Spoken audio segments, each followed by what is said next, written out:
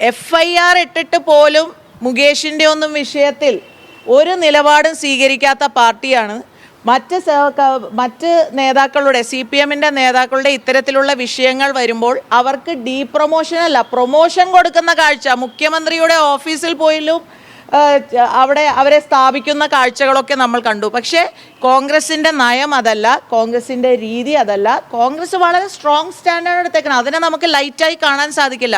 അപ്പോൾ വരട്ടെ, KPCC president തീരുമാനം പറയും, അതിനായി കാത്തിരിക്കാം.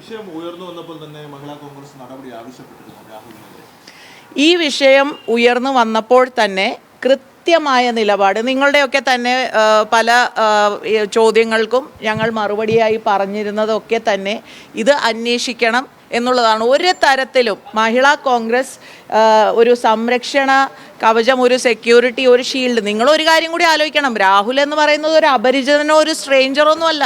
ഞങ്ങളൊക്കെ അത് പറയാതിരിക്കാനും വയ്യ, ഞങ്ങളൊക്കെ ഒരുമിച്ച് സഹപ്രവർത്തകരെ പോലെ തന്നെ പ്രവർത്തിച്ച. അപ്പം അങ്ങനെ ഒരാൾക്ക് ഇങ്ങനെ ഒരു ആരോപണം വന്നപ്പോൾ, ഒരു ആരോപണമായി നിൽക്കുമ്പോൾ പോലും ന്യായീകരിച്ചിട്ടില്ല.